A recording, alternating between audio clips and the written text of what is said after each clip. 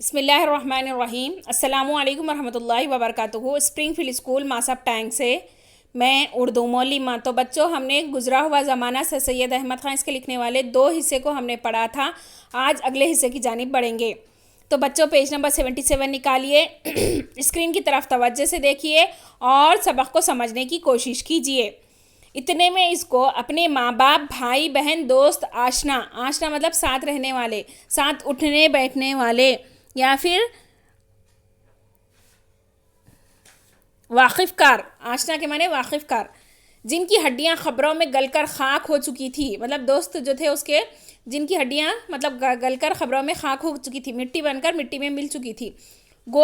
ماں گویا محبت سے چھاتی سے لگائے آنکھوں میں آنسو بھرے کھڑی ہے، مطلب دل سے لگا کر، کھاندے سے کھاندہ ملا کر، دل سے لگا کر افسوس کر رہی ہے، اور اس کے آنکھوں سے بھی آنسو بہہ رہے ہیں، یہ کہتی ہوئی کہ ہائے بیٹا وقت گزر گیا۔ باپ کا نورانی چہرہ، مطلب نورانی چہرے سے مراد آپ یہاں پہ یہ لیں گے بڑی بڑی داڑھی یا پھر مونچھ وغیرہ ہو کر خوبصورت چہرہ ہونا، کیونکہ مرد مومن کی نشانی ہے کہ اس کی خوبصورت داڑھی ہو۔ نورانی چہرہ اس کے سامنے ہے اور اس کو یہ آواز آتی ہے کہ کیوں بیٹا، ہم تمہارے ہی بھلے کے لیے نہ کہتے تھے، مطلب اس کے اچھے کے لیے۔ بھائی بہن دانتوں میں انگلی دبائے خاموش ہیں، مطلب خاموش بیٹھے ہوئے ہیں اس کے بھائی بہن، اور ان کی آنکھوں سے آنسوں کی لڑیاں جاری ہیں۔ ان کی آنکھوں سے کیا بہہ رہے ہیں؟ آنسو، بے اختیار آنسو بہہ رہے ہیں، جیسے کہ بارش کا پانی چھت سے ٹپک رہا ہو، اس طرح آنکھ سے آنسو بہہ رہے ہیں۔ دوست آشنا یعنی ساتھی اس کے سب غمگین کھڑے ہیں اور کہتے ہیں اب ہم کیا کر سکتے ہیں۔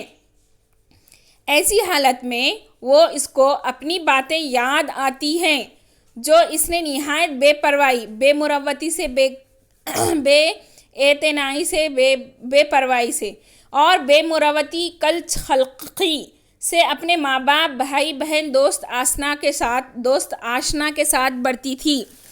ہم بے پرواہی کے معنی لیں گے بے توجہ، بے فکر۔ بے مروتی کے معنی لیں گے لحاظ نہ کرنا، بے درد۔ کچخل کے معنی ہے بد اخلاق، برے اخلاق والا۔ ماں باپ، بھائی بہن، دوست آشنا کے ساتھ برتی مطلب ان کے ساتھ بے مروتی کی تھی۔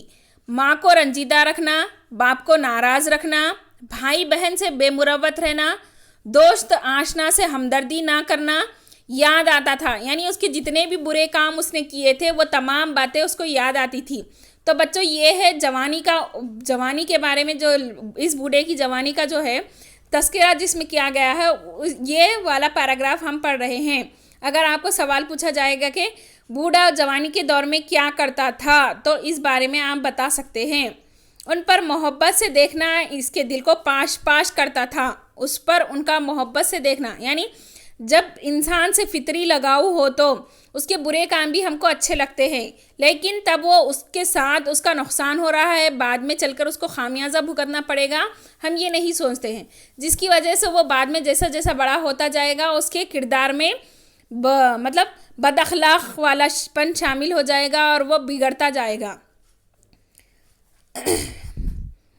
اس کا دم چھاتی میں گھٹا جاتا تھا، یعنی سانس لینے میں اسے تکلیف ہوتی تھی۔ یہ کہہ کر چلا اٹھتا کہ ہائے وقت نکل گیا، ہائے وقت نکل گیا، اب کیوں کر اس کا بدلہ ہو، کیسے میں اس کو ٹھیک کروں۔ یعنی اب آپ 8th کلاس میں ہیں، آپ کو دوبارہ 2nd کلاس میں جا کر، 2nd کلاس کے بن کر 2nd کلاس میں جا کر بیٹھنے کے لیے کہا جائے تو یہ ممکن ہے؟ ناممکن ہے۔ ٹھیک اسی طرح بوڑھے کا جوانی کا وقت بھی کیسے گزرا، اس بارے میں اس نے تفصیلی طور پر یہاں پر بتایا ہے۔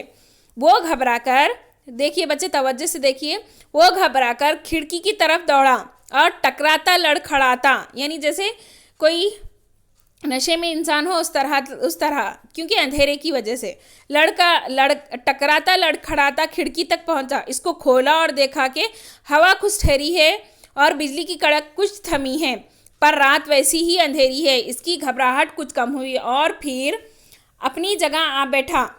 اتنے میں اس کو اپنا ادھیڑ پن یاد آیا۔ ادھیڑ پن کے بارے میں سن لیجیے۔ اب تک جتنا ہم بچپن کا جوانی کا پڑھے، اب اس کے بعد ادھیڑ پن، جس میں وہ بدی کے بجائے نیکی کی طرف زیادہ مائل تھا۔ وہ بدی، برے کام کرنے کے بجائے، کیونکہ اس کی نصیحت اللہ تعالیٰ نے اس کو ہدایت دی تھی، جس کی وجہ سے وہ اچھے کام کرنے پر توجہ دے رہا تھا۔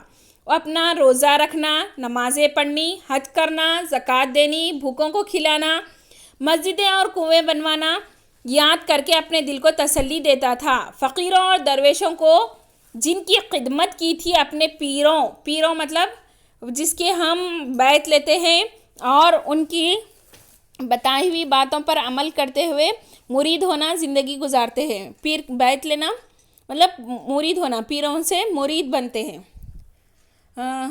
پیروں کو جن سے بیعت کی تھی اپنی مدد کو پکارتا ہے مگر دل کی بے قراری نہیں جاتی۔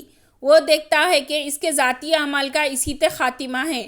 بھوکے پھر ویسے ہی بھوکے ہیں، مسجدیں ٹوٹ کر کھنڈیر ہیں یا پھر ویسے ہی جنگل ہیں، کنویں اندھے پڑے ہیں مطلب کنووں میں جو باولی ہوتی ہے یا پھر ویل جسے کہتے ہیں انگلش میں، اس میں پانی موجود نہیں ہے۔ نہ پیر نہ فقیر، کوئی اس کی آواز نہیں سنتا، کیونکہ اپنے اعمال ہم کو اپنے ساتھ لے کر جانا ہے، یا پھر اپنے اعمال میں کوئی بڑھوتی کرنے والا یا کٹوتی کرنے والا موجود نہیں ہوتا۔ جتنا ہم اچھائی کریں گے ہمارے جو فرشتے موجود ہیں ہمارے کندھوں پر وہ اپنے اعمال لکھ لیتے ہیں، چاہے اچھائی ہو چاہے برائی ہو، وہی ہم کو اپنے رب کے پاس لے کر جانا ہے۔ اگر ہمارے اعمال ٹھیک ہوں تو ظاہر سی بات ہے ہمیں جنت ملے گی، اگر ہمارے اعمال خراب ہوں گے تو ظاہر سی بات ہے ہمیں جہنم یا پھر دوزخ ملے گی۔ اس لیے بہتر ہوگا ہم ابھی وقت ہے آپ لوگ کے پاس تو عمر کے کچھ حصے کو اپنے آپ کے لیے نہیں بلکہ دوسروں کے لیے، اپنی زندگی تو ہر کوئی جیتا ہے چاہے جانور ہو انسان ہو، لیکن